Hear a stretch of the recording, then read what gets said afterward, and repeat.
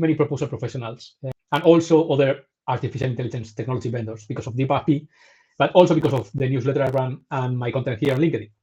So I've come with this categorization of applications based on their user experience, which has been evolving since we got very good AI maybe a couple of years ago. I wanted to share this category so you can have this framework in this mindset in how to understand like the different categories and the type of tools you can find in the market. So first you have the common chatbots and copilots. Everyone is very familiar with this because are everywhere and it's what most people have tried. This is like, ChatGPTs, Microsoft Copilot, Claude from Anthropic. These are generic, very generic applications that are intended for anyone, any public. And so the thing is you can do almost everything with them, but to really take the most of these chatbots, you need to learn how to use them, learn how to prompt them, how to iterate them with them, how to guide them to get what you want to do.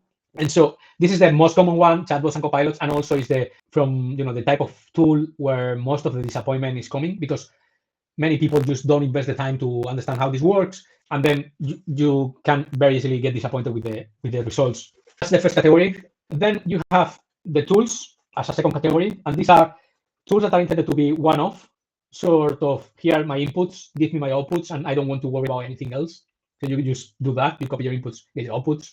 These tools are optimized for specific use cases. So you're going to have tools that are for technical requirements, for summaries, for editing, for reviewing, for doing virtual subject matter experts or whatever. Are not flexible because every tool is optimized for one particular use case. But you don't need to learn how to use them because it's basically, here are my inputs, give me my outputs. And behind the scene, someone has already optimize the tool for that use case, selected the right AI model, use the right prompts, customize or train the model on particular data sets, etc. So all that work is done, so users can just run and move on. So this is the second category, as I see it, tools. And then this was basically where the market was like a few months ago with these two types of categories. Now, however, we have AI agents as a new category. And in a sense, this feel like you are working with tools because, again, you don't need to worry about anything that is happening behind the scenes. You just provide your inputs and get your outputs. But the use cases you can implement are much more powerful.